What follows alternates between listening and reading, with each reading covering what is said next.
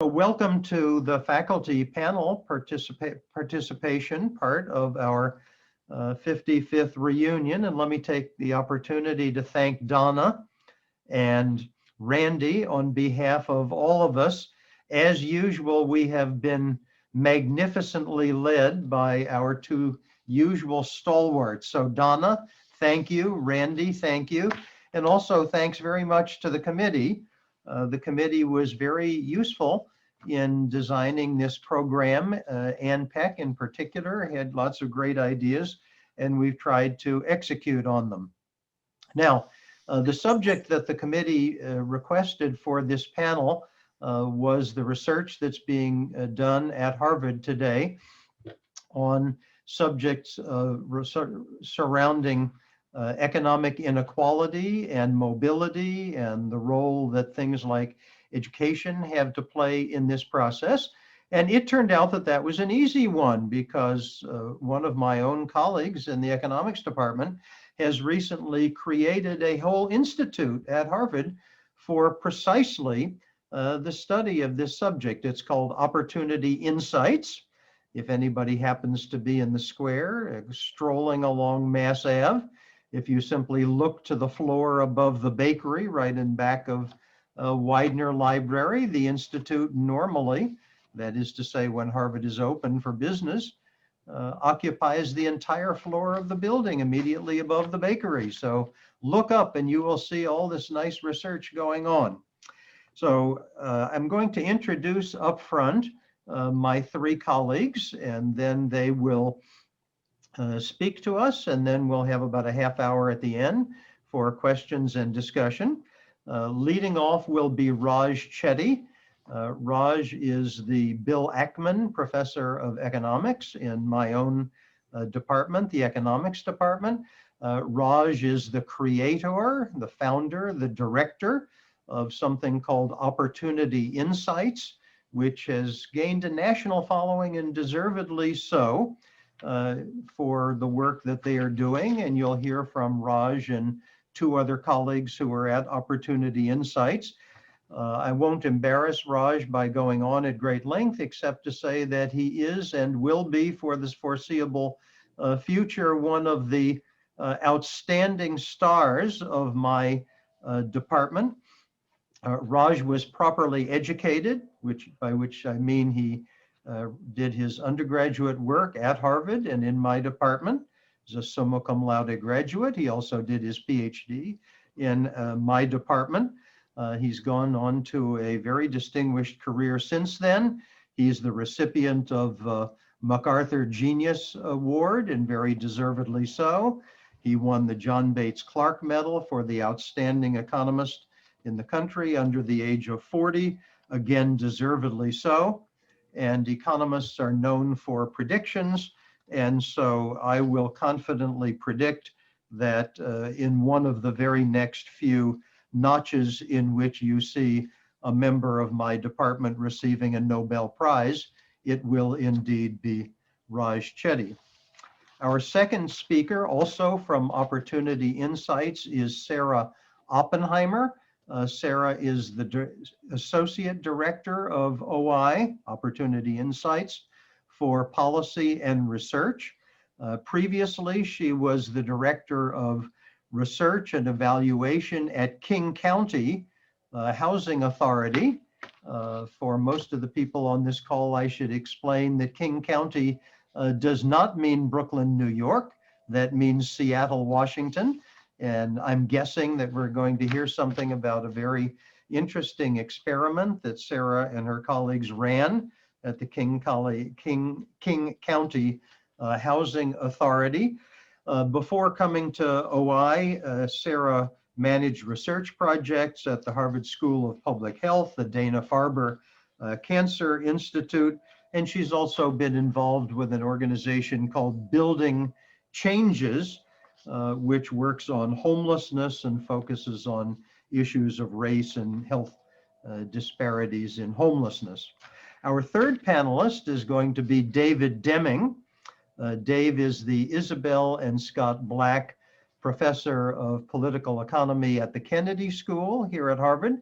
He's also the director of the Malcolm Weiner Center for Social Policy. I know a number of our classmates are friends of Malcolm. I certainly am. And Kirkland House alumni in the group will be pleased to know that David and his wife are now what you and I would have called the co-masters of Kirkland House. We now call them faculty deans, but it is the same thing. So Dave is very much a Kirkland House person. Dave is also, in addition to his role at Opportunity Insights, he's also one of the leaders of something called the CLIMB initiative, CLIMB. That's an acronym, but it has to do with the study of the role of higher education, including places like Harvard, in providing or alternatively deterring economic mobility in our society. So we have a very distinguished group of panelists. I'm grateful to all three of them for devoting their time. And at this point, let me just remind everyone of what Chris said earlier. There will be time for questions. If you have questions, please put them in the chat to Chris, as he suggested, and we'll save those. And then after first Raj and then Sarah and then Dave have each spoken, then we'll turn to questions and have a good discussion. So Raj, again, thank you for being here, and the floor is yours. Thanks so much, Ben, for the very warm introduction. It's really a pleasure to be here with all of you. I wish it was in person, but delighted to have this opportunity virtually, and thrilled to be joining my colleagues Dave and Sarah, who I think are doing very exciting work in this space. So I'm going to share my screen here, and hopefully you're seeing a set of slides on the screen. So I'm going to talk today about work that we've been doing, as Ben described, at this Institute Opportunity Insights at Harvard on improving equality of opportunity. And I'm going to try to convey how I think we can make important strides in improving equality of opportunity, tackling inequality at a local level in our own neighborhoods, in our own institutions. But I want to start at a much bigger picture level by talking about the American dream, which is of course a complex, multifaceted concept that has different meanings to different people. But I want to distill it to one statistic that we can measure systematically in the data, which I think has been a key part of the American dream historically. And this is the idea that America aspires to be a place where, through hard work, any child can go on to have a higher standard of living than their parents did. That's the type of notion that drew my own parents to come to this country, and many other immigrants, of course. And so in a study my colleagues and I did a few years ago, we set about to assess the extent to which America actually lives up to that aspiration, both today and in the past. And the way we did that is by computing a very simple statistic: what fraction of children go on to earn more than their parents did, measuring both kids' and parents' incomes in their mid-30s and adjusting for inflation. And we looked at that data by the year in which the child was born, starting on the left side here with kids born in the 1940s, and then going all the way to kids born in the 1980s who are turning 30 around now and entering the labor market around now. And so what you can see when you look at this chart is that for kids born in the middle of the last century, it was a virtual guarantee that you were going to achieve the American dream of moving up relative to your parents. 92% of children born in 1940 went on to earn more than their parents did. But what you can see is on your screen is that there's been a dramatic fading of the American dream over time, such that for children born in the 1980s, it's now become essentially a 50-50 shot, a coin flip, as to whether you're going to achieve the American dream.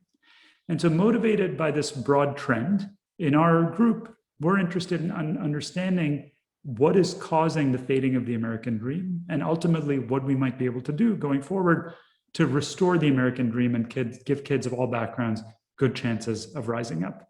And I should note before continuing that this trend is, of course, of great interest to us as economists because it reflects a fundamental change in the US macroeconomy. But I would argue it's also of great social and political interest because I think it's this very trend that underlies a lot of the frustration that people around the US are expressing, that this is no longer a country where it's as easy to get ahead as it once was. And so with that motivation, what we're focused on is the very big picture question of how can we restore the American dream. And the way we do that, of course, there are lots of people studying these issues, studying inequality, social mobility, and so forth. Our specific angle on it in our group is to use big data to study how to increase upward mobility. So you all hear a lot about big data these days, particularly in the context of private companies like Google or Amazon using large data sets to improve the products they offer. Analogously, our vision is that these types of data sets could be used to address important social and economic policy questions, in this case, how we might tackle inequality in opportunity. Now, as Ben was alluding to in his introductions, there are a variety of different areas you might focus on when thinking about inequality, for instance, thinking about education. And Dave in particular will touch upon some work that he and others in our group are doing in the context of education as a tool to address inequality and create equality of opportunity.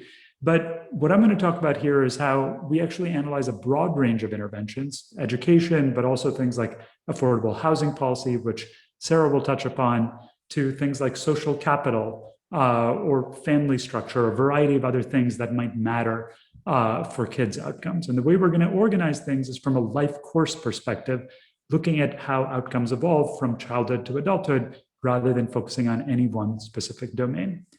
Now, the starting point for a lot of our work is that there are very sharp local differences in rates of upward mobility across areas within the United States. So I started out with this national historical picture of what has happened in the US as a whole, but it turns out that there's a great deal of variation across different parts of the US, and that can be a very useful way to understand what is driving upward mobility and what we might be able to do to increase upward mobility going forward. So let me dive into the data by showing you this map here, which I will first describe by telling you how we constructed it, and then talk about what I think we learned from these data.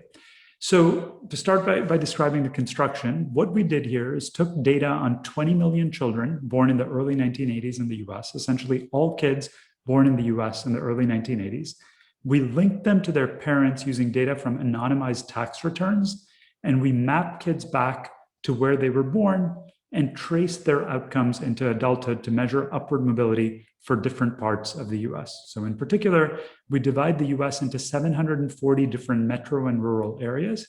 And in each of those areas, we compute a simple measure of upward mobility. What is the average income at age 35 for kids who grew up in low-income families, that is, families at the 25th percentile of the national income distribution, which is a family earning about $27,000 a year.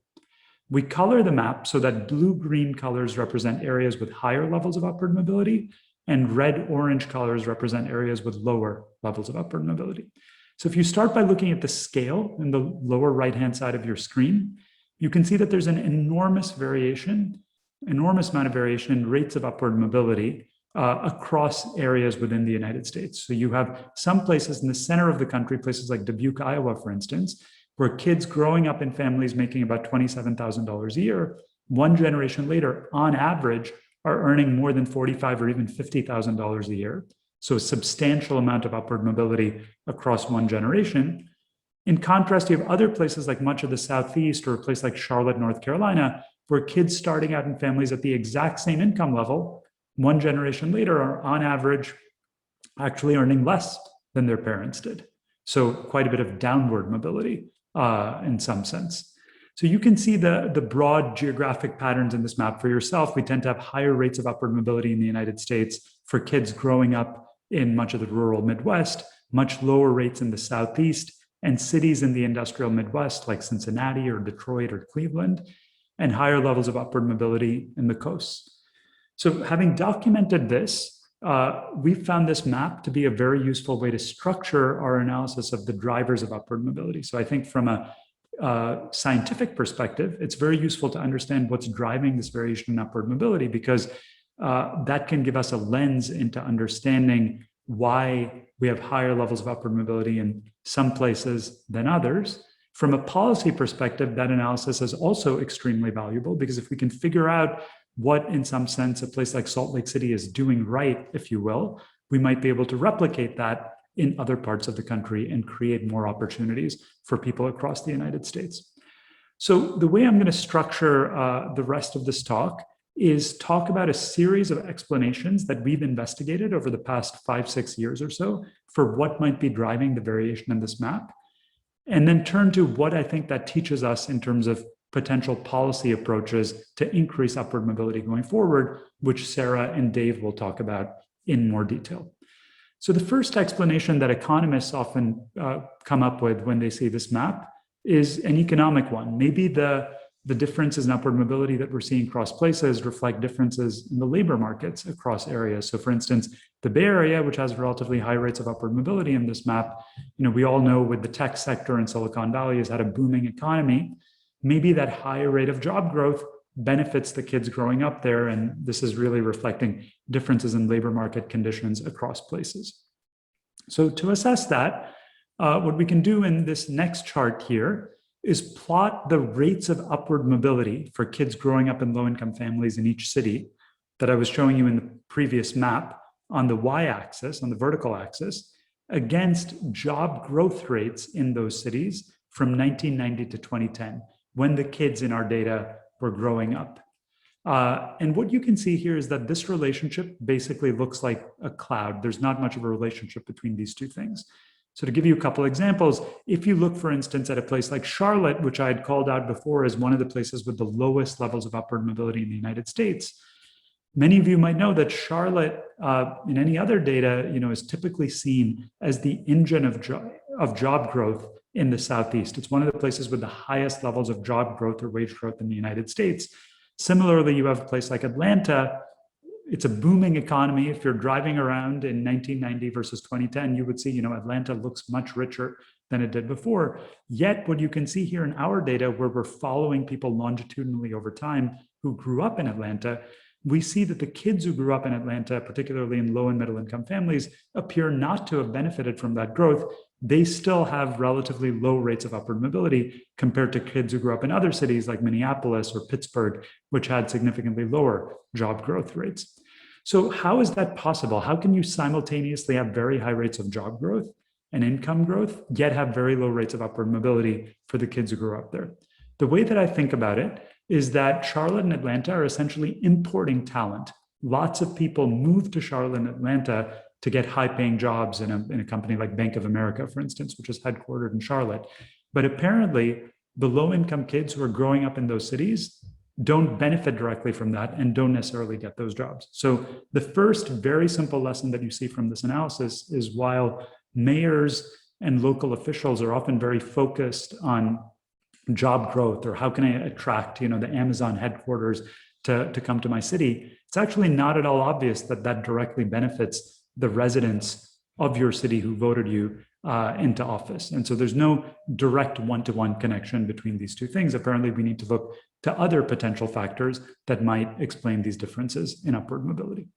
So coming back to the map, second potential hypothesis, anyone familiar with the demography of the United States would recognize that there's a potential connection with race here. So in particular, the places in America with larger African-American populations, the Southeast, for example, or cities like Cincinnati and Detroit, tend to be the ones that are in the red colors, right? Tend to be the ones that have lower rates of upward mobility.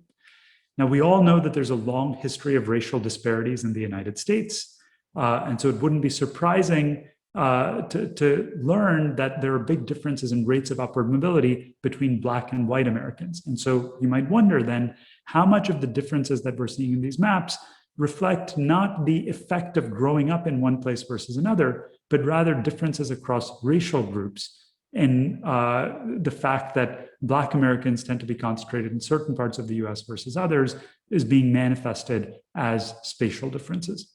So to look at that, I'm going to turn to this pair of maps here, which replicates the first map that I showed you, but shows you the data separately for Black men on the left and white men on the right. So in both cases, again, we're considering a set of men who started out in low-income families and asking how well do they do in adulthood at age 35 in terms of their own earnings.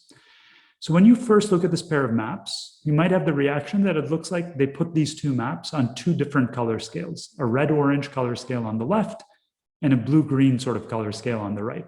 But in fact, if you look at the bottom of your screen, you can see that we did not put the maps on two different color scales. They're on the same color scale.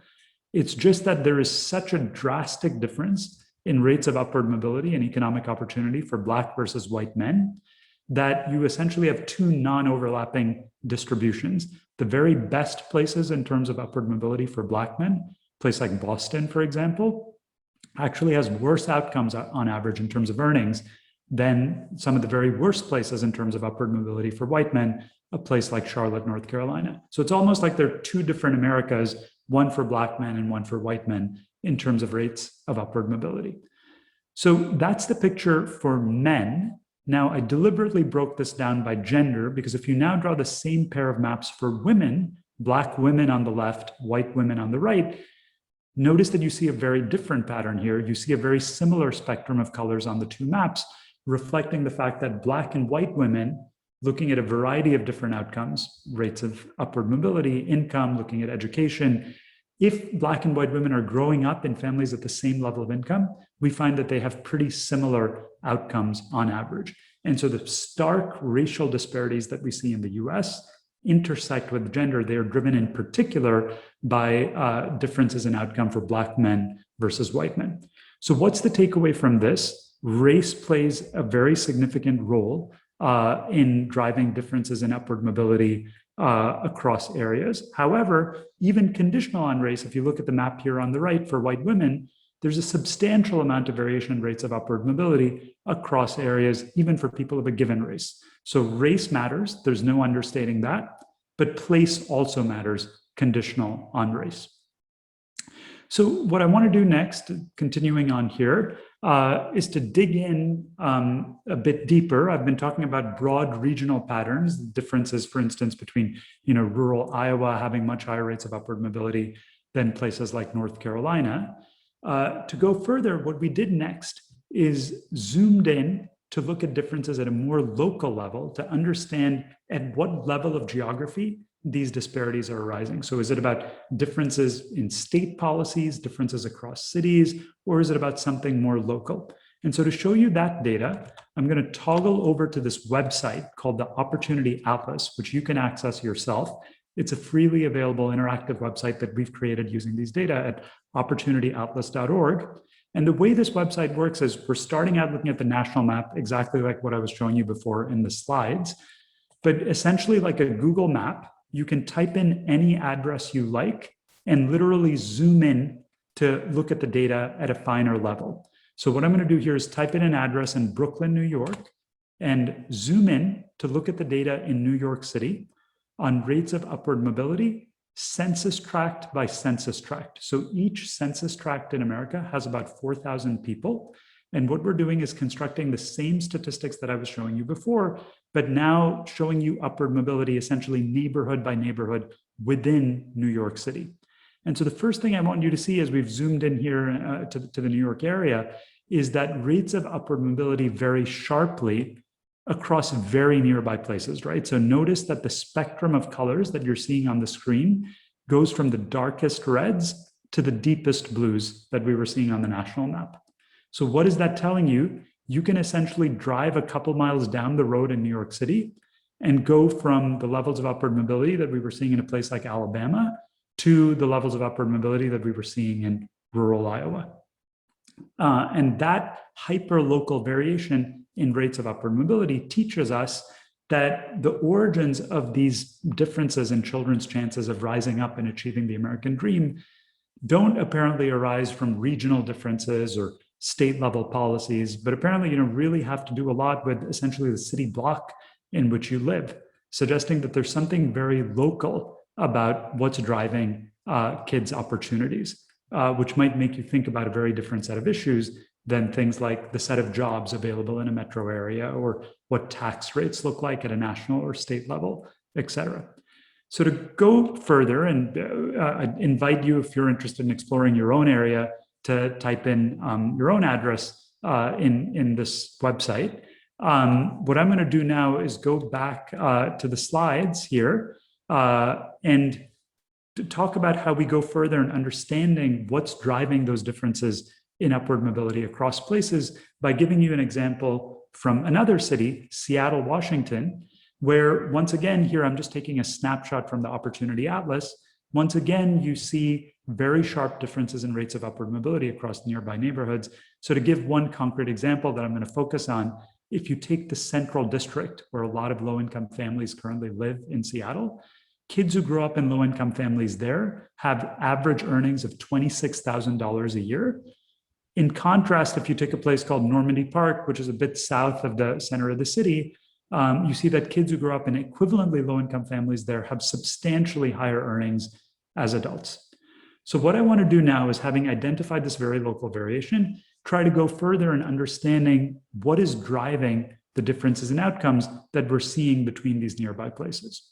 And to do that, what we're going to do in the next study I'm going to discuss is look at families that move between neighborhoods, which turns out to be really useful in understanding when and why a neighborhood matters. So what we've done is track the outcomes of about 7 million kids whose families moved between neighborhoods while they were children. Rather than summarizing the statistical details of that study, I'm going to just tell you what we find in the context of a simple example, comparing outcomes for kids who grew up in the Central District and Normandy Park, which we just discussed in the map that I just showed you. So what I'd like you to do is think about a set of families who move from the Central District, where, as we saw in the previous map, if you grow up from birth, you have an average income in adulthood of $26,000 a year. I want you to think about a set of families that move from that neighborhood to Normandy Park, which, as we saw in the previous map, has much higher rates of upward mobility for kids who grew up there from birth. And the way I want to look at this data is to look at kids who make this move at different ages, starting with children who move when they're exactly 2 years old from the Central District to Normandy Park. So what we're doing here is taking a set of kids who make this particular move when they're 2 years old and tracking them forward 30 years using the tax data to measure their own incomes when they're in their mid-30s. And what we see in this first dot here is that those kids have average earnings in adulthood of about $39,000 a year. Okay, so that's for the kids who make that move when they're exactly 2. Now let's repeat that analysis, looking at kids who move when they're 3, 4, 5, and so on. And what you can see is a very clear declining pattern. The later you make that move from the Central District to Normandy Park, the less of a gain you get. And if you move after you're in your early 20s, the relationship is completely flat and you get no gain at all. So what do you learn from this chart? I think there are 3 key takeaways. The first is that where you grow up really matters for your life outcomes. So it's not just that the types of kids who grow up in the Central District are different from the types of kids who grow up in Normandy Park. Apparently, if you take a given child and help that child move to a different neighborhood, you can fundamentally change that child's life outcomes. I view that as an incredibly encouraging result because it shows that some of the big challenges we face in this country of growing inequality, declining opportunity, the fading American dream that I started out with, the solution to that doesn't necessarily lie in looking back to the middle of the last century or looking to other countries, but often can just be 2 miles down the road, where apparently, moving just a short distance can fundamentally change a child's life prospects. So that, I think, is a really positive result that shows that we can really make a difference even on these very challenging problems. Second, what you see is that what really matters is environment during childhood rather than environment during adulthood. We see in this and many other studies that if people move as adults, there's very little impact on their future economic outcomes. Finally, you see that every extra year of exposure to a better neighborhood leads to better outcomes for children. So there's sort of a dosage effect. If you move to a better neighborhood when you're 15 instead of 20, 10 instead of 15, or 5 instead of 10, every extra year that you spend growing up in one of those blue-green colored neighborhoods on the maps I've been showing you improves kids' long-term outcomes. Why is that important from a policy perspective? It shows us that improving environment throughout childhood can be very valuable. It's not just about the very earliest years. There's a lot of focus, as you might know, on early childhood education. And while that can be very valuable, these data show you that improving conditions, even in adolescence or beyond, can be incredibly valuable. So the last thing I want to discuss before turning it over to Sarah and Dave is a question that's probably on your mind. Okay, we've seen that the origins of upward mobility are very local. Neighborhoods have significant effects on kids' long-term outcomes. But then what is it exactly that a place like Normandy Park is doing that's different from a place like the Central District that's leading to better outcomes for kids in the long run? And so the way we've started to analyze that question, that's a very difficult question that basically brings us to the frontier of this research. It's what we're working on currently in our research group. What we've done so far is looked at a variety of different factors that economists and social scientists from other fields have hypothesized might matter for upward mobility over the years. And we've looked at which factors seem to be most predictive of these differences in upward mobility across neighborhoods. And what I'm going to do here in the interest of time is just summarize the 4 strongest correlations that we found in terms of predicting these differences in upward mobility. So the first is lower poverty rates. Neighborhoods that are more mixed income tend to be places that have higher rates of upward mobility for kids from low-income families. So to take the counterexample to that, if you think about the traditional large public housing projects, which are enormous towers that basically concentrate poverty, we tend to find the very lowest rates of upward mobility in those sorts of places. And so to the extent one can interpret that as a causal effect, it looks like integration can be beneficial. Integration by income, possibly by race, can be beneficial in helping kids from disadvantaged backgrounds rise up. A second factor is that there are strong correlations between rates of upward mobility across areas and measures of family structure. So in particular, places with more 2-parent families tend to have higher rates of upward mobility.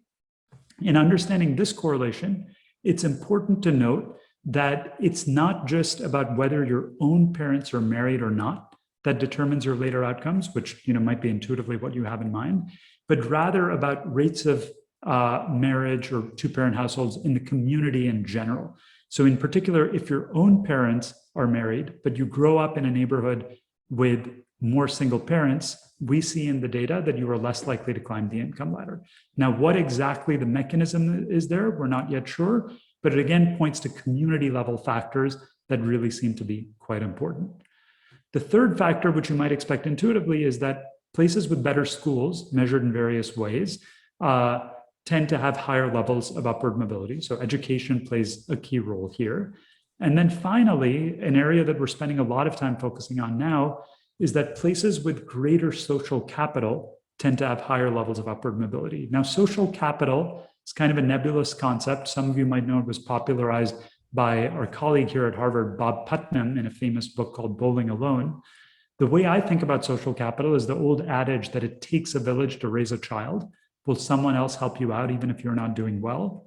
To give an example, Salt Lake City with the Mormon Church is thought to be a place with very high levels of social capital. And accordingly, Salt Lake City and places that look like that tend to have very high levels of upward mobility in our data. So putting together these 4 factors, what I'd like you to take away from this is the determinants of upward mobility are complex. It's not just about schools. It's not just about rates of poverty in your neighborhood. It seems to be about a mix of different things. And I think these factors can give us a sense of where we need to investigate further in order to try to figure out exactly what the causal mechanisms are that underlie upward mobility and what we can change going forward to increase rates of upward mobility. And so on that note, I'm going to end with this slide here before turning it over to Sarah and Dave by talking about how in our group, we're trying not just to do basic research on the determinants of upward mobility, but also try to translate those research findings into policy interventions that can really impact people's lives on the ground. And so the way I think about structuring that agenda in light of the evidence that I've been showing you is that I think there are really 3 types of approaches one would think about taking in light of the findings that I've shown you, which I would just summarize in a nutshell as saying that the origins of economic opportunity in the United States are hyper-local. It's conditions within, a half a mile or a mile radius of your house during childhood that determine later outcomes. And when you take that view of the world, I think you would naturally think about 3 ways to try to increase upward mobility. So the first is that if you see a place, 2 miles down the road that gives kids much better opportunities, you might ask, well, why not just help more low-income families move to those neighborhoods? Why don't we try to reduce segregation in our cities using a moving to opportunity approach, helping more low-income families move to high opportunity areas? And Sarah will talk about some work that we're doing concretely on the ground in Seattle in that vein to try to reduce segregation. A second approach, recognizing that you can't possibly help everyone move to a different place for economic opportunity, is to figure out how to make place-based investments, how to increase upward mobility in the red and orange colored parts of the maps that I've been showing you. How can we bring opportunity to people instead of having people move to opportunity? Finally, turning to the third bucket here, after age 18, the key touch point for most kids is not the house in which they were growing up, but the college that they're attending. And I think there's a big role that institutions of higher education, including places like Harvard, can play in amplifying the impacts of colleges on upward mobility. And Dave is going to talk about the work that he and others in our group are doing in that space. So let me stop there and turn it over to Sarah to talk about reducing segregation. Thanks so much, Raj. Let me just pull up my screen here.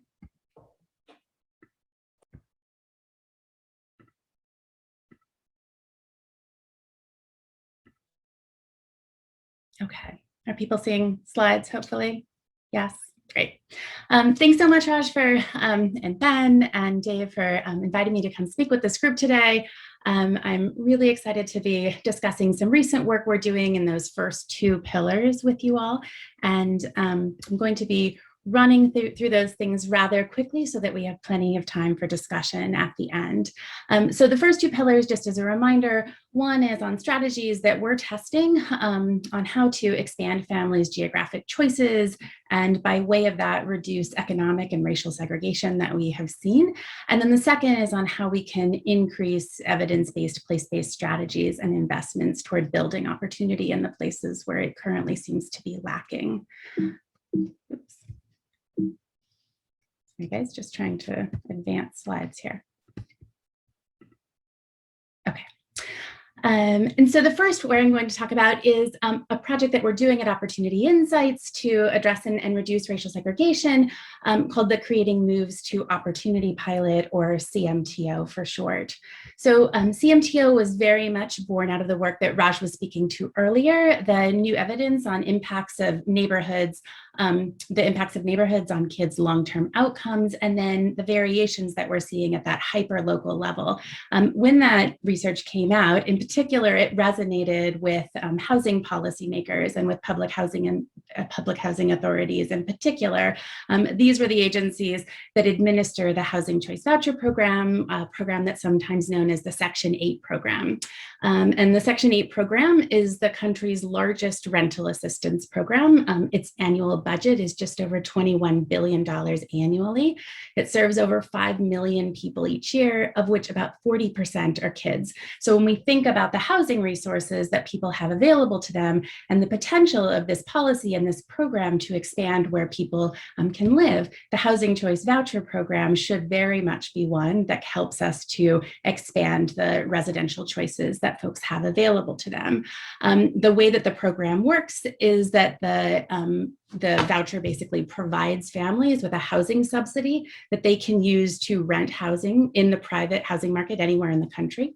Families usually pay around 30% of whatever their income is towards the rent, and then the voucher covers the remaining rental costs. And so although the voucher can be used anywhere in the country, for a long time, we've seen that families who are receiving the voucher are choosing to move to higher poverty, lower opportunity areas. And so what you're seeing here on your screen is a map similar to what Raj showed before. The green dots indicate the census tracts that are the most common areas that families with children are moving with their voucher. And you can see that those green dots are concentrated in the red shaded census tracts that are generally lower opportunity, lower mobility communities. And this map doesn't look different than maps we might see for where voucher holders are living in other communities across the country. Voucher holders generally remain concentrated in these lower opportunity, higher poverty places. And so it really begged the question, one, what's driving this pattern? Are families moving to these communities based on preferences they may have for certain communities, or are families experiencing barriers in the housing search process when they try to look for housing or lease up with housing in higher opportunity areas? And then for housing policymakers and housing authorities in particular, there was an open question of which strategies might be effective in increasing families' geographic choices, especially given the investment that is made in the voucher program and the enormous potential it has for really increasing the neighborhood options that low-income families have available to them.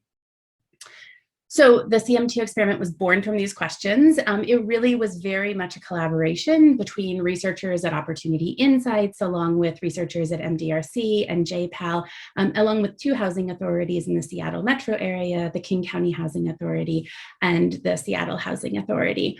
And the idea behind CMTO was that it would develop and test strategies that could support families in having broader geographic choice and in making moves to higher opportunity areas through a 2-phased randomized controlled trial.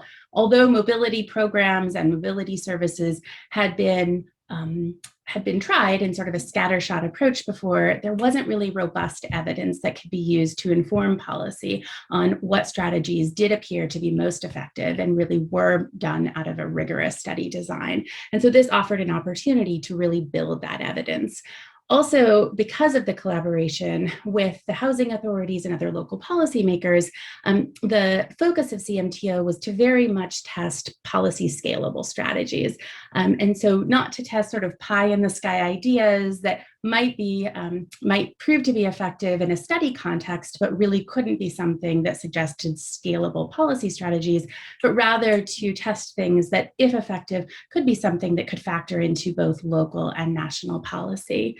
And so we ran the CMTO pilot over a 3-year period from 2018 to 2020, and it involved just over 650 families who had young children and were newly receiving a housing choice voucher.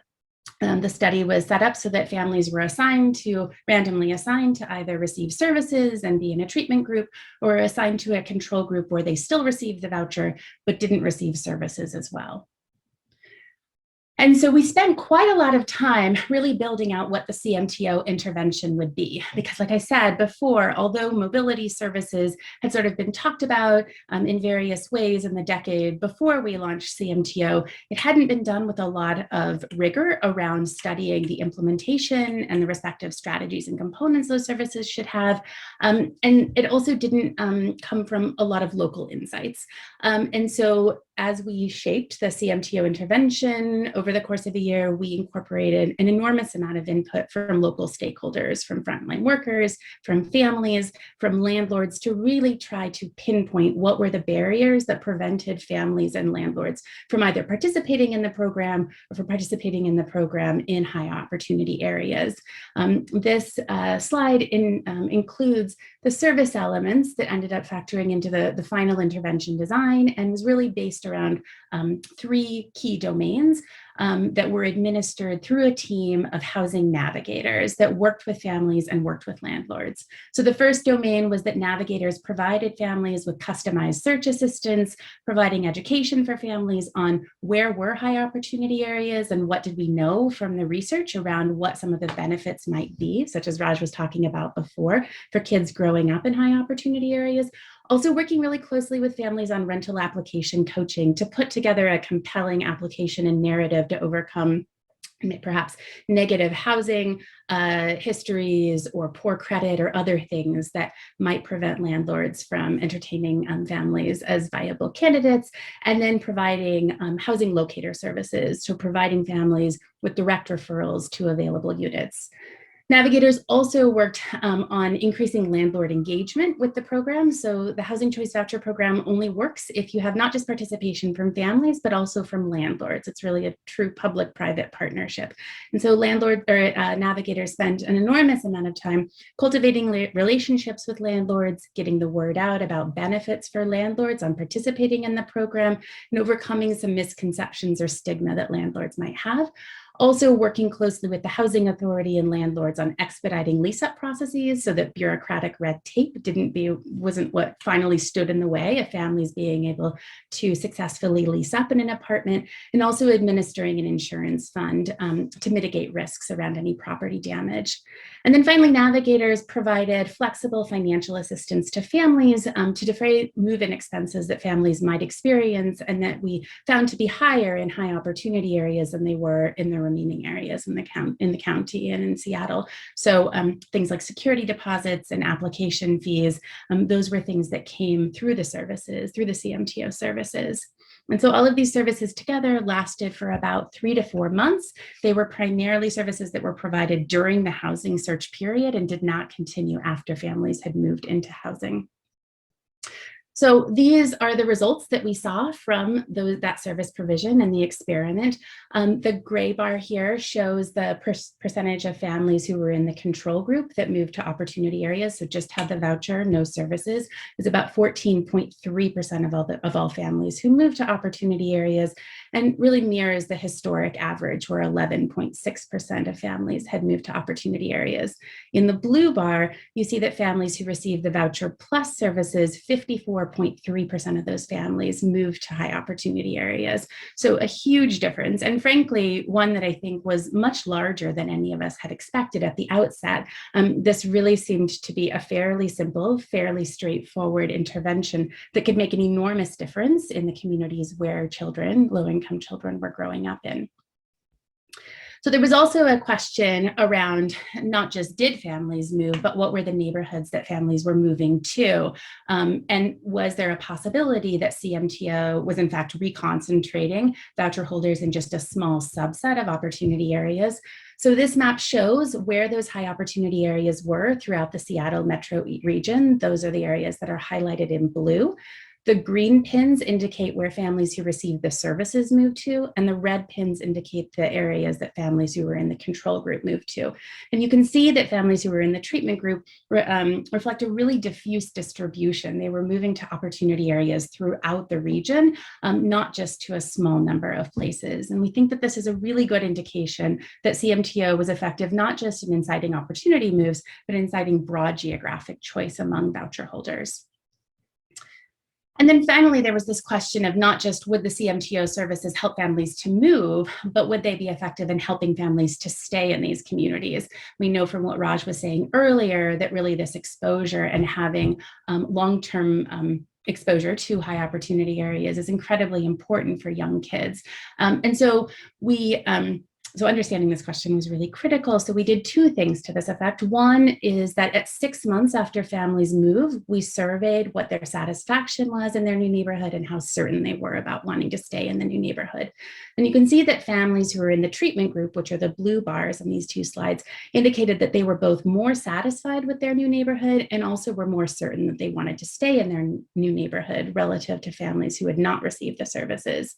Now that we've had a little more time since we implemented the experiment, we're also tracking to see where did families actually stay in this neighborhood and analyzing that persistence proportion. And we're seeing that families that move to high opportunity areas, about 80% of those families are staying on in high opportunity areas beyond their initial 1-year lease. And this is on par with neighborhood persistence that we see among families who move to non-opportunity areas. So we're definitely seeing with CMTO that the intervention sticks and that families are continuing on and hopefully will experience that trajectory that Raj showed earlier.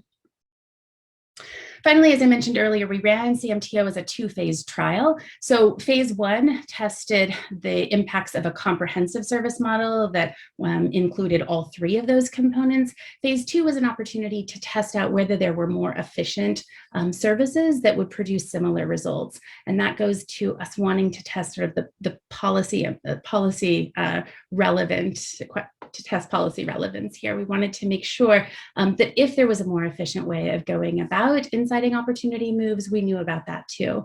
So phase 2, we tested a comprehensive service model alongside 2 pared down models, one of which provided just financial assistance and one of which provided shallower financial subsidies and lighter touch services. And we saw that among families in phase 2 that received the comprehensive services, the opportunity move rate was on par with with what we saw in phase one. 54.7% of those families that received comprehensive services moved to opportunity areas. Families who received one of those two pared down service models, either the financial assistance or cost optimized services, the shallower, lighter touch services, were much less likely to move to opportunity areas. And so even though it did reduce the overall costs a bit, we're also seeing that there's something really unique about the combination of having customized search assistance, customized services, as well as deep financial assistance. When those things are provided in tandem with one another, that is what really creates this maximal move outcome. So in terms of conclusions from CMTO, I think it helped us to answer a number of very important questions. One is that economic segregation appears to be driven by, not by preferences, but by barriers that families are experiencing in the housing search process. And that most importantly, these barriers can be effectively overcome with a number of fairly scalable strategies. We found that these strategies are fairly cost effective. They cost around $2,600 per voucher issued, so not a massive cost relative to the overall cost of the program, and that CMTO is predicted to increase the lifetime earnings of each child that participates by around $214,000 over their lifetime, as well as it's predicted to increase kids' college attendance rates, reduce incarceration rates, and reduce teen birth rates. So really important and seemingly scalable models for enhancing the impacts of the voucher program on families' access to high opportunity areas, which is especially important in the context of new policy momentum that we've seen just in the last several years around proposals to potentially expand the size of the voucher program. So then the final part of this work that we've been doing on reducing economic segregation and to sort of close the arc of research into policy is to think about how the CMTO evidence can be used to inform broader policy and practice. And we're very excited that that's happening on two fronts.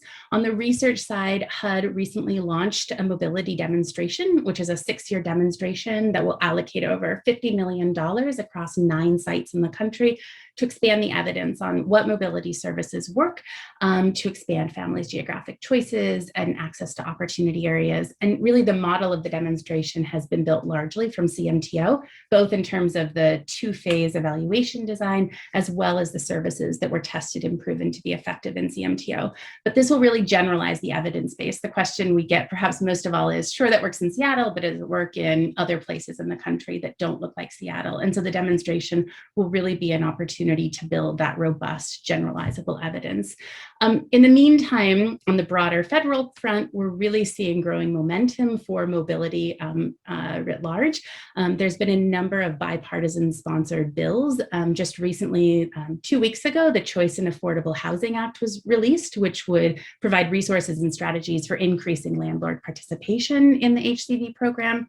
And then there was also a bipartisan Family Stability and Opportunity Vouchers Act, which would create nearly 500,000 new vouchers for families with young kids to move to opportunity areas. And then just on Friday, the president's budget that was introduced noted nearly $500 million for mobility-related services for families. And having the CMTO evidence really seems to be critical in building that policy momentum. So then on place-based strategies, this is sort of the bookend to CMTO. We know that at the end of the day, as Raj was saying, it's not enough to just focus on increasing families' access to opportunity areas. Some families, it's not a fit to move or they're not able to move. And really true equity means not looking at a map and not seeing this bifurcation between low and high opportunity areas. And so another sort of key pillar that we're working on in the research to policy translation piece is on building the evidence for place-based strategies and investments. And so this one is where we're sort of at the front end of the arc as opposed to the back end. But there are sort of 3 examples that are worth highlighting here. So Raj talked quite a bit about Charlotte in his presentation. When the Geography of Opportunity Research came out, it had ranked economic mobility across the 50 largest metro areas in the US, and Charlotte was ranked lowest in that. And what it did is it really served as a catalyst for philanthropy and community groups and local policymakers in Charlotte to come together and try to look more critically at what was happening in their community. And they worked very closely over a 3-year period with Opportunity Insights to figure out how could they best leverage the existing data, how could they build new sources of data, and how could they begin to identify promising practices that could then be implemented over the next 5 to 10-year period to course correct on those downward or lower mobility findings that we had found for Charlotte. And so this work sort of culminated in a report that our colleagues in Charlotte and Opportunity Insights put out a few months ago that really identified 3 key policy areas to focus on in that place-based approach. One was on using housing policy, such as I've talked about before. Another was on investing in more programs that would directly support kids' education and health. And then the third was on higher education, which Dave will speak to in a minute. And so we're excited to see sort of that use of data for metropolitan place-based efforts. As part of the work in Charlotte and more broadly, we've also been working to identify what programs and interventions are most effective, most promising in changing kids' long-term trajectories and upward mobility. So you can see on the slide that there's been a number of efforts underway, but we know actually very little about what the long-term effects are of these kinds of programs. And when these programs are showing up to be effective, why is that so? And are there any spillover benefits in particular places? So in this vein, we're working very closely with Year Up, which is mentioned here, and is a job training program for youth and young adults to understand the long-term impacts of that program, and really hoping to get smarter around sort of at the micro level, what is the efficacy of these kind of programs, so that mayors and other policymakers have that evidence to pull from when they're thinking about how to allocate their resources.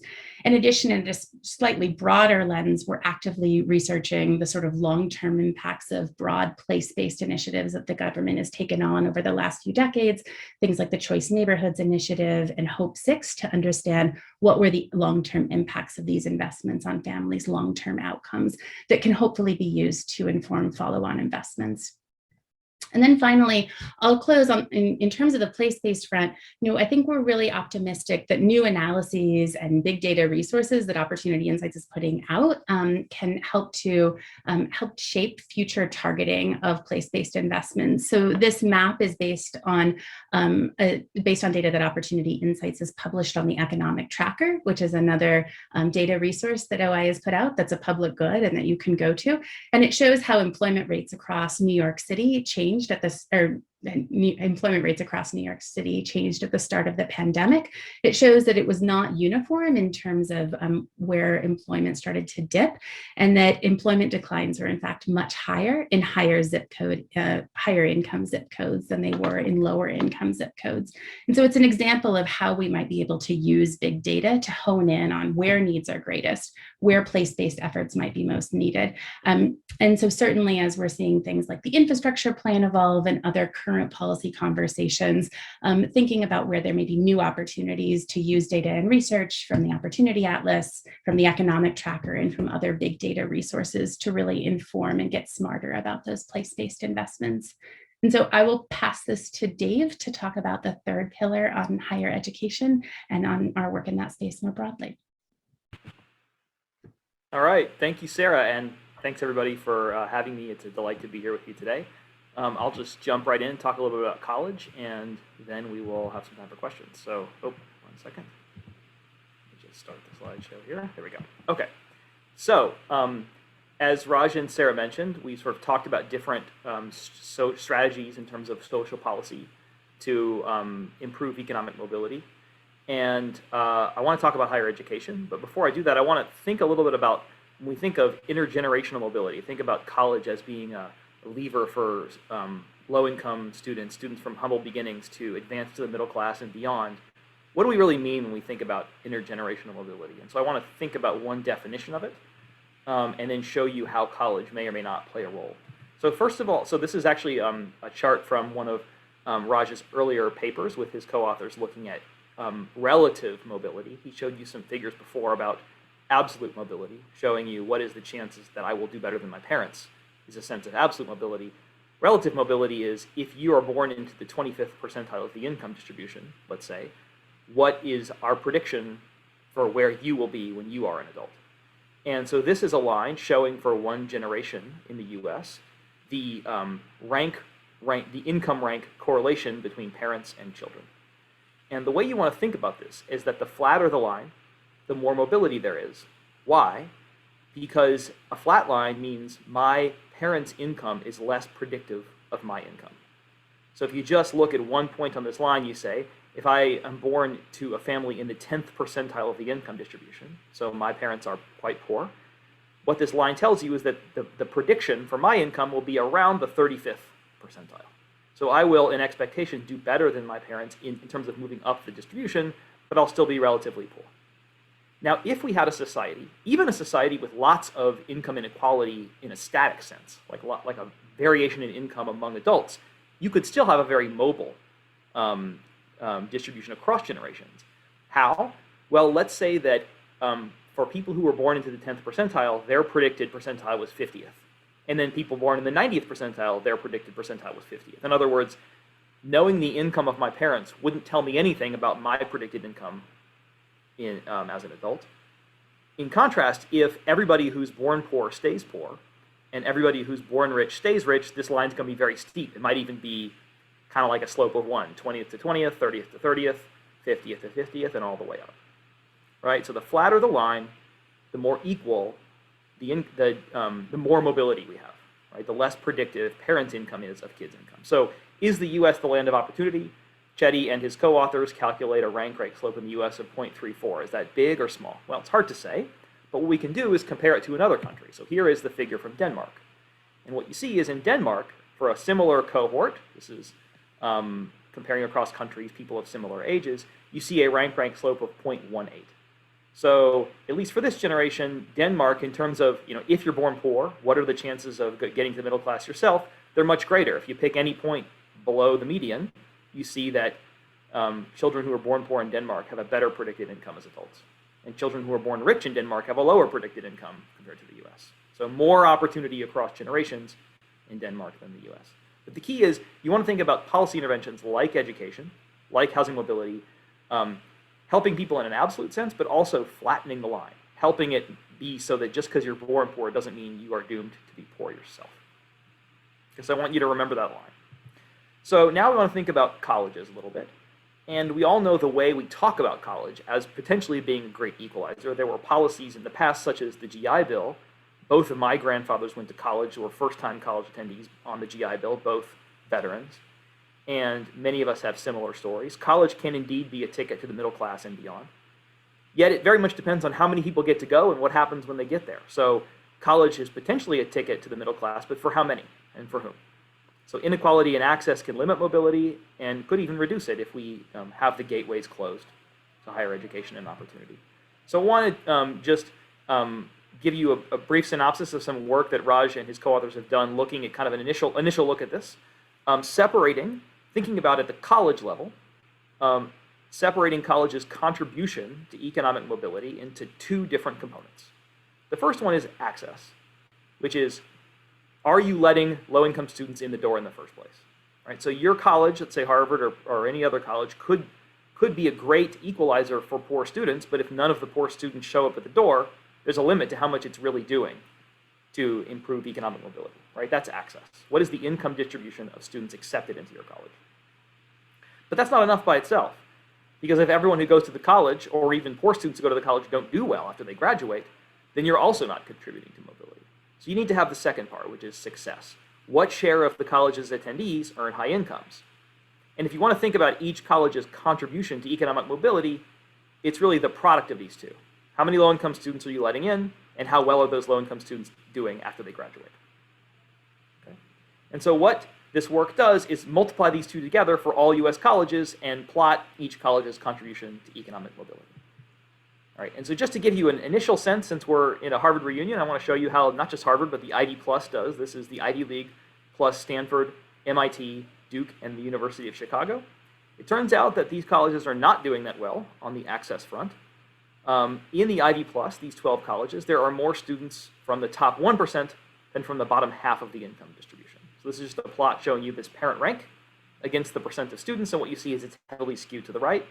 Nearly 15% of students in this class at Harvard are from the top 1%, that their families are from the top 1%, and compared to 13.5% in the bottom half. Right? So already you can see that access is not so great for students in Ivy Plus colleges. Now I want to show you how this looks comparing two colleges, one in the Ivy League and one that is a state university. This is Columbia and SUNY Stony Brook. And what you see on this chart is actually two things. One is showing you this distribution in bar chart form of access. That is the percent of students who attend each of these schools, Columbia in blue, SUNY Stony Brook in red. The percent of students who attend these schools that are in each parent income quintile. So if you look at the first quintile, you see that about 3%, 3.5% of students at Columbia are from the bottom 20% of the income distribution. At SUNY Stony Brook, it's about 15%, 16%. So about 5 times as many poor students at SUNY Stony Brook as at Columbia. And remember, these are quintiles. So if you had a perfectly representative income distribution, you'd see kind of equal bars across all 5 of them. And what you see is that the income distribution at Columbia looks a lot like this previous figure I showed you. It's heavily skewed to the right. More than 60% of students at Columbia are from the top 20% of the income distribution. SUNY Stony Brook is still a bit skewed to the right, but it's much more fully representative of the US income distribution. Now I want you to look at these lines, which are the success rates. And if you see, there's kind of 2 axes here. The axis on the right is it's showing you, sorry, that's right. No, that's right. So same axis. I'm sorry, forget what I just said. What it's showing you is for each of these colleges, the percent of students who make it to the top 20% of the income distribution as adults.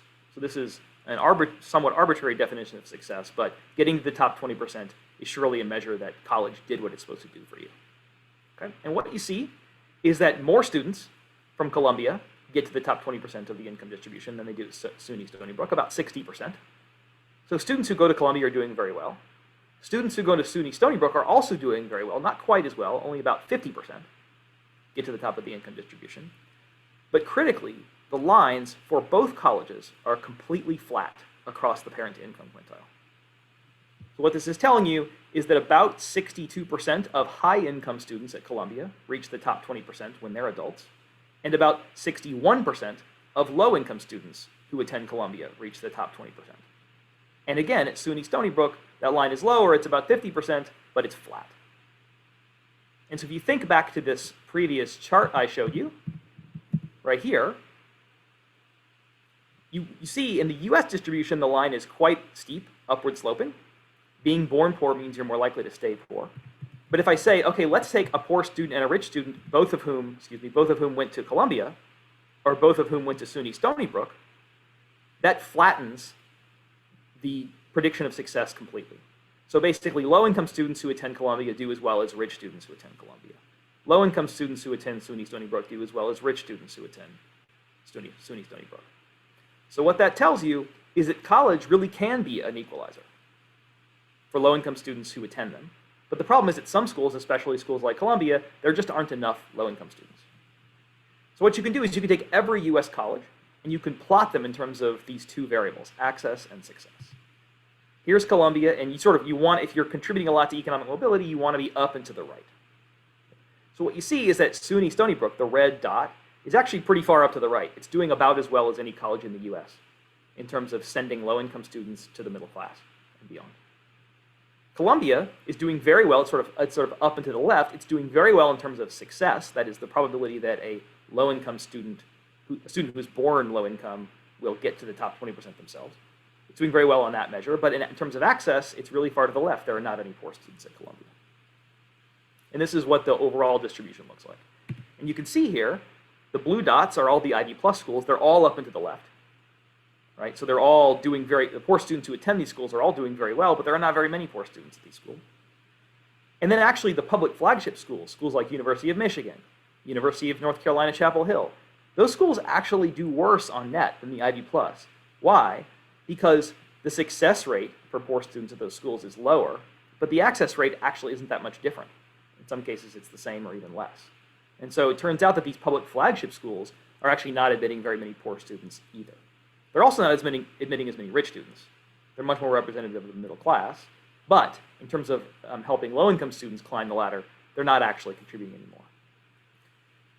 Now here, the green dots are all the community colleges in the US. And here the problem's very different. Community colleges are broadly representative of the income distribution. The problem is that most students who attend community colleges do not reach the middle class, and certainly don't become rich. Right? And so if you want to think about globally the solution of college access as a global solution to economic mobility, you've got two types of problems. One is, how do we get more poor students at very successful schools like Harvard and Columbia? And then the second one is, how do we make community colleges the types of institutions that send more of their poor students to the middle class? And that's where the Climate Initiative comes in. We're really working on these two fronts.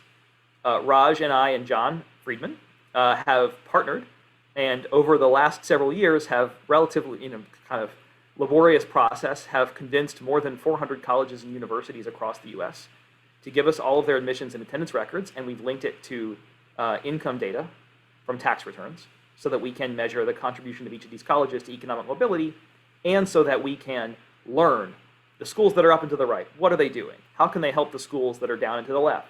Are there schools that look similar that have very different outcomes? And what are the keys to the schools that are relatively more successful? So this is kind of a research network, and we've got some work in progress trying to understand a little bit more about what makes these schools successful. And then also a learning network among the schools so that when we learn these lessons, we can share the information amongst our partners and hopefully move the needle in terms of economic mobility. So my summary from these lessons, and then we're happy to take some questions, is education really can be a great equalizer, but right now it's not doing enough of that. It's only helping a few people. And again, the problem is twofold. One is that the wealthy are much more likely to attend selective and well-resourced colleges than the poor. And the colleges attended by most of the US, the poor and the middle class, have unacceptably low graduation rates and also relatively low earnings, so low success rates in this metric I showed you. And I'll just say right now what we're effectively doing is rationing access to college, or certainly high quality colleges, based on income. There are legal challenges currently, one of which may reach the Supreme Court soon, about whether we should ration access to college based on something else. But in a larger sense, I think the question we want to ask is, should we be rationing access to college at all? And I'll just conclude with a little bit of a provocation. The response to this typically is, well, not everyone is college material. And I can tell you that 100 years ago, people thought not everyone was high school material. 100 years ago, the high school graduation rate in this country was 16.4%. Today, it's 90.1%. There's no fundamental law of nature saying that the right level of education for everyone is 12 years, but not 16 years. And as we become richer, more prosperous, and work becomes more knowledge intensive and we're living longer, it stands to reason that we ought to push the knowledge frontier outward and try to do more for more people, rather than arguing about who gets this limited pool of resources. So I'll just conclude there. Thanks. Okay, thank you, Dave, and thank you, Sarah, and thank you, Raj. We appreciate very much contributions from all three of you. That's just great. And I think it's terrific for our classmates to be able to see what genuine active research in this kind of important area looks like when it's done here at Harvard.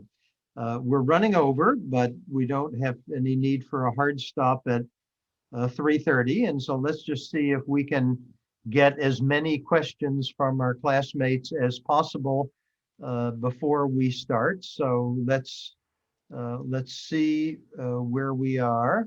Chris, are you going to send me some questions that have accumulated from our classmates?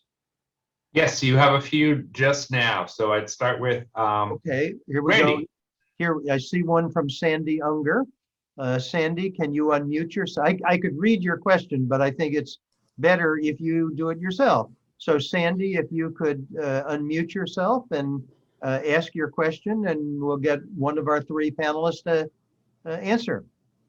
Thank you, Ben. I'm particularly interested in some of the things that Dave Deming just said about the accomplishments of colleges, and it's obvious to some people who know me well why. I recently stepped down as president of a small liberal arts college, where we were constantly trying to figure out how we were delivering on the promise of bringing people into the middle class, beyond the middle class, and what were the levers that we could do. We were sort of midlist liberal arts college, Goucher College in Baltimore, and I think it was very difficult, of course, sitting within that space to do convincing analysis of our success. So I wonder if you have any data on how liberal arts colleges are doing. They're in a very tough position.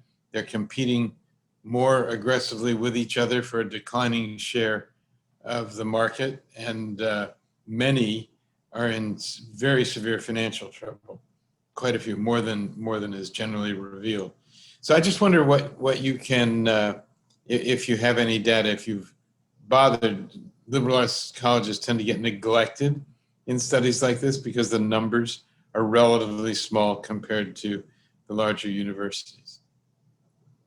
Well, thank you for the question. I think, first of all, you're not being neglected. I believe the data for all colleges is publicly available on the Opportunity Insights website, so you can look up any liberal arts college you like, including your own, on that website and see the statistics for access and mobility.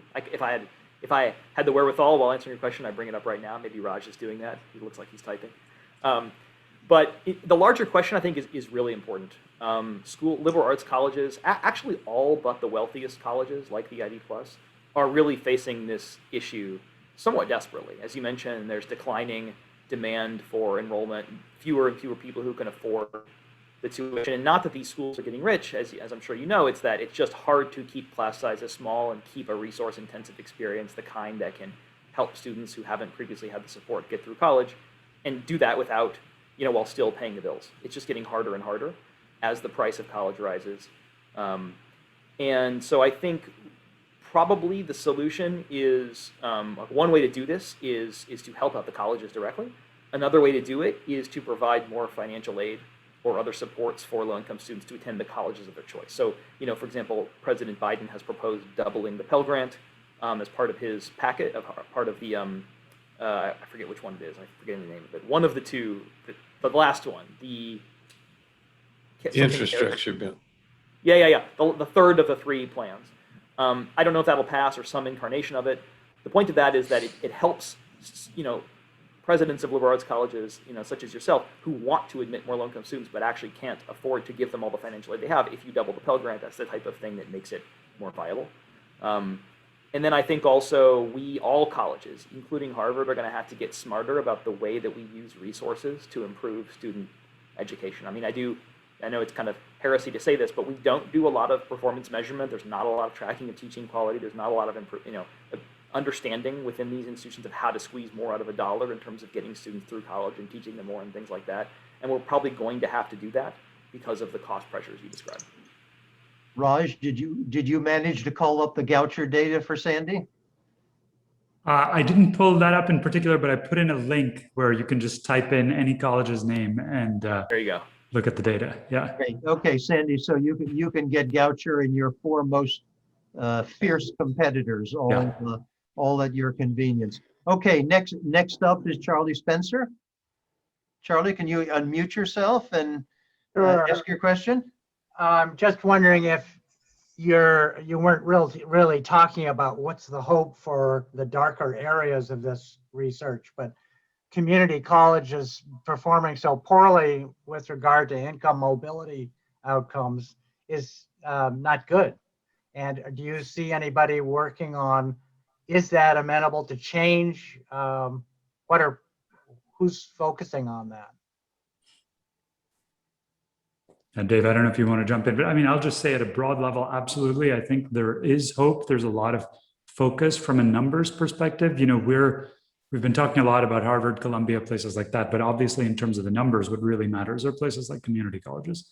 And there are a number of innovative efforts, and Dave might know more, but one that comes to my mind are places like Georgia Tech, not a community college, but a college that serves a number of low-income kids, and they've done a number of things to try to reduce dropout rates among kids from lower income families. Often if you stumble while you're at college, your family, someone loses a job, having somebody who can kind of be a counselor, provide you the right type of support at different points in that setting and various other settings has been shown to be fairly effective. And I think people are trying to study, what exactly is it? Take that one very specific margin of not completing college, which is a huge issue in many community colleges. What can we do to get people, who've come in the door all the way through? Are there smart, low-cost interventions along the way? In some ways, kind of analogous to what Sarah was talking about in the housing mobility side, where you've got the program, but people are not taking advantage of it in the best way possible. Is there a little bit of additional assistance, counseling support, help that can be offered that can really make a difference? I think that's one very promising area to investigate. Great. Okay, next up I have Randy Lindell. Randy? Thank you all for not only the analytical work that you're doing, but translating it into real interventions. It's fantastic work. On a slightly extended topic, have you found any correlation between upward mobility and political participation or political affiliation? Yes, so with our data, we have not done this work ourselves, but others have taken our data, the kind of data on the maps I was showing you, all of which is publicly available, and correlated that with measures of political partisanship. And as you can kind of tell intuitively by looking at the maps, you don't find much of a correlation actually on average. So I'll give you a couple examples. So think about, places like North Dakota, South Dakota, some of the mountain states in the US that have very high levels of upward mobility. Well, those, as you know, tend to be right-leaning. But then you have places in the Southeast, much of the rural South, that tend to be some of the lowest upward mobility places in the US that also tend to be right-leaning. And so as that example illustrates, we don't tend to find systematic correlations between political leaning and rates of upward mobility, either at the national level or the more local level, which to me just points to the fact that this is a fairly nuanced problem. And if you think about a number of the solutions that we're discussing, what we find is sometimes we find folks on the left who are interested in pushing for the policy implications of one particular study, and sometimes it's folks on the right. And I actually think in a way that creates more opportunities to have an impact, because it's a problem that has many dimensions, and the more evidence that we can bring to bear that brings everyone under the same tent, it can actually be kind of a unifying thing. Great, thanks, Raj. You may have noticed Dave has dropped out, and unfortunately, we don't have a hard stop, but Dave has daughters who need to get from school to swimming, and so he has had to drop out. But I'm sure between them, Sarah and Raj will be perfectly capable of fielding our questions. So next up is Barbara Underwood. Yes, I just want to start by saying this is really exciting, wonderful, important research, and I'm so glad you're sharing it with us. I just had this question. It struck me that measuring mobility by how many people make more than their parents is measuring sort of just the right thing at the lower levels of the distribution, and might be just backwards at the higher levels, because once parents are making a certain amount, they're delighted to be able to subsidize their children to make less than they are, to be artists or academics or underpaid government workers. And I don't really know whether that's a large enough group to matter, but it occurred to me that it might sort of confound your statistics if you were looking across the whole range of the economy at success as being making more than your parents.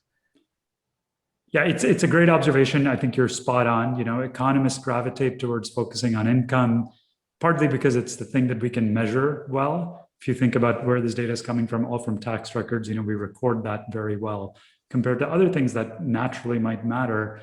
Thinking about the profession we all have chosen here, we care about doing this work not just to make a living, but because we're passionate about doing it. And as you gave a number of examples, artists and so forth, that could be very important. And so my instinct is exactly as you noted, at the lower end of the income distribution, the focus on money and upward mobility relative to your parents is at least one very important aspect of things. It's very highly correlated with health, with a number of other things that we would think intuitively people care about. And so for that reason, you might have noticed, Barbara, that in much of the presentation, I focused on upward mobility for kids in low-income families rather than focusing on kids who are starting out in very high-income families, precisely for that reason.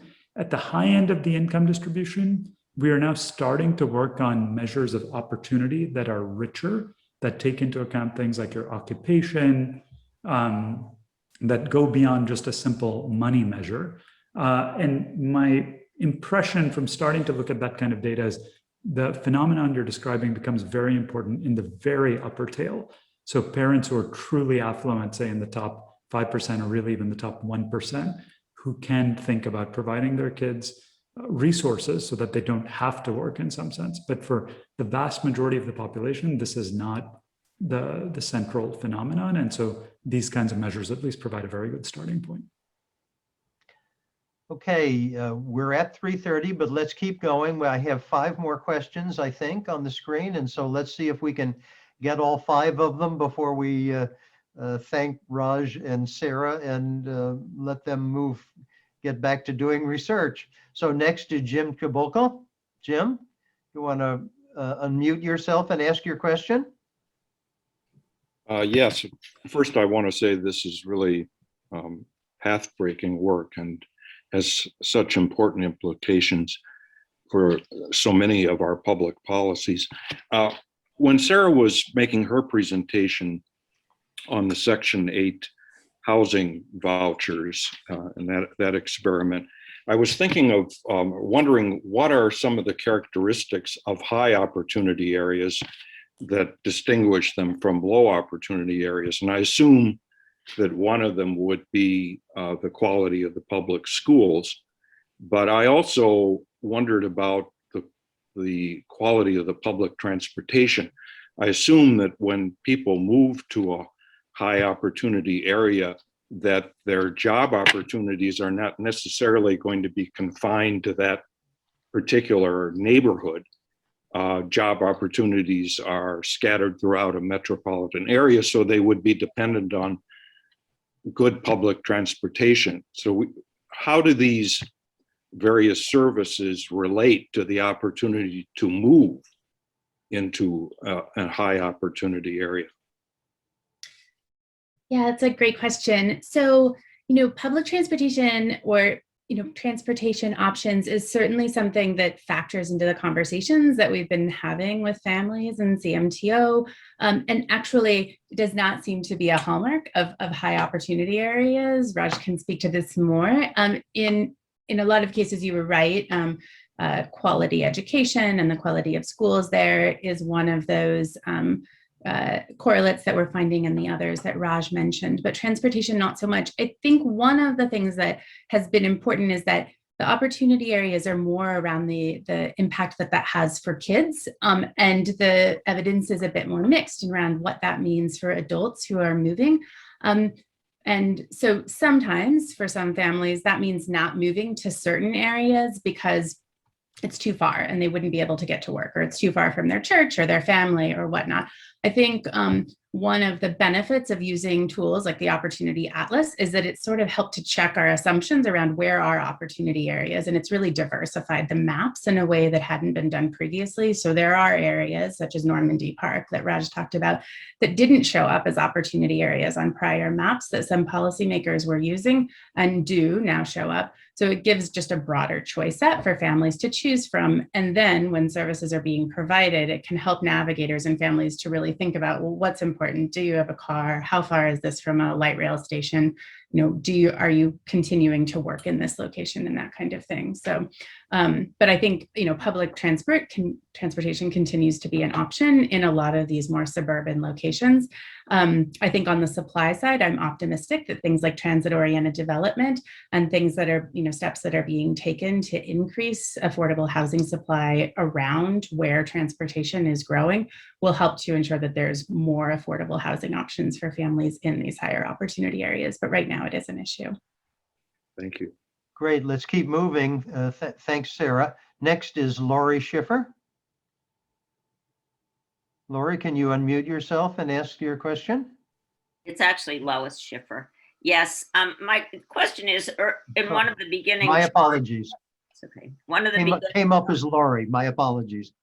in one of the beginning charts, it's fine. One of the beginning charts, Sarah, there was a differentiation on gender, where you showed white women, black women, white men, black women. But apart from that, there was no mention of gender. And I'm wondering whether that's something that you've looked at and whether that has an effect on either opportunity and who takes opportunity and the education piece of it. Raj, do you want to speak to that? Yeah, I can jump in there. I mean, we do see that very stark gender by race set of disparities that I pointed out. More broadly, there's an enormous literature in economics that's emerging on gender disparities in general, in opportunity and in outcomes. A number of my colleagues are doing very interesting work in this space. You know, we didn't touch upon that here, but there are, of course, lots of factors that play into that, right? Ranging from things like discrimination, possibly, to differences in opportunities related to childcare and who's taking care of the kids and the division of duties within the household and so forth. And, you know, my general sense is what we tend to see in the data is that women, in terms of educational outcomes, tend to outperform men. You see that throughout school. You see that in college as well. Women have higher college attendance rates than men in many cases now. But when you look at the labor market, as I'm sure you know, you continue to see a large gap in earnings, particularly in the upper tail of the income distribution between men and women. And people are still trying to unpack why is that the case? Is it because of genuine differences in opportunity and barriers that are preventing women from taking the educations they've received and, you know, rising up? Or is it because of different career choices that people are making and other types of factors? And I would say there's still much to be learned about that, where these types of data and the tools that we're talking about can be quite useful. We ourselves have not centrally focused on that, but certainly, you know, I think an important set of issues to investigate. Okay, next is Charlie Smart. Charlie? Thanks, Ben. Thanks to all the panelists. I happen to live in the greater Boston area in a suburban town, and my town, amongst others, participates in something called the Medco Educational Program. I'm seeing a lot of the panelists nod their head that they're familiar with it. I'm glad to hear that. Let me briefly say that the Medco program certainly doesn't move children from low-income areas to high-income areas, but what it does do is provides the opportunity for children from lower income areas, in particular inner city Boston, to start at an early age and go to school in higher income areas like the suburban town that I live in, that is, I think, rightfully known to have a very good school system. Has this program or phenomenon had any significant upper mobility effects to the best of your knowledge? Yes, it's a great question, Charlie. I think the honest answer is we don't know yet. There hasn't been a definitive study with a longitudinal study with the type of data we're using here of Medco or other related busing sort of programs that tells us clearly what happens to kids' long-term outcomes. We are actually embarking on such a study right now with our colleagues in the School of Education, Tom Kane and others, using data from North Carolina that will allow us to investigate and basically answer your question in a very precise way. For now, what I would say is, my guess, my hunch, if I were to make a hypothesis, is that there will be some positive impact from a program like Medco, but I don't know if one gets the full impact that we see from a moving to opportunity type of approach or a full integration approach, because my instinct is that a lot of what matters here is how people's social networks change, how their aspirations change, how their entire community changes, rather than literally where they're going to school. And there's some evidence from other social network data that we're working with, which suggests that if you simply bus someone in, they don't end up integrating into the community in the same way that, you know, if they lived down the street and formed a very different set of relationships. But at the end of the day, I think we don't quite know the answer yet. And it's those types of questions that I think the big data revolution in our field is going to help us answer clearly going forward. I'd love to talk to you further about that, because there is a social network element, at least in our town, to the Medco program. Yeah, that seems very relevant. Thanks. Great. Okay, next is Charlie Trube.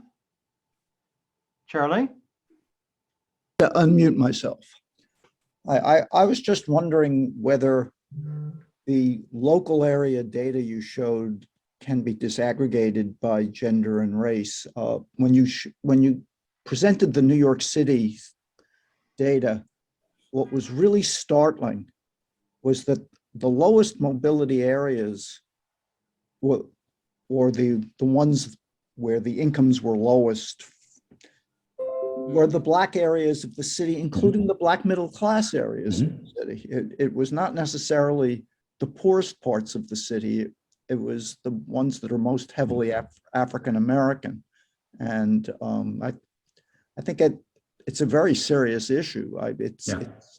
New York is now very largely a city of immigrants, and there are many very poor people who are rising very quickly in the world. But if the African American community isn't, or the stable homeowners in South Queens, their own kids aren't doing very well, it's a huge concern. So I completely agree. And just the short answer to the question you asked is yes. You can disaggregate the data by race and by gender. And in fact, if you go to that Opportunity Atlas website, I just didn't do this in the interest of time, but there are toggles in the upper right side where you can click Black, white, Asian, you can click men, women, and you can literally look at how the map changes for those different groups. And I think you might find that very interesting. And let me emphasize what Raj and his colleagues were saying earlier. All of these data that Raj and Sarah and Dave are using are right there on the Opportunity Insights website. There's nothing secret about any of this, and anybody is free to go to the website and use the data, and I'd encourage people to do that. Okay, we have very little time, but we have 2 questions left, and let's see if we can do them both crisply. So first, Fred Lowenfels, and then Rona Goodman. Fred?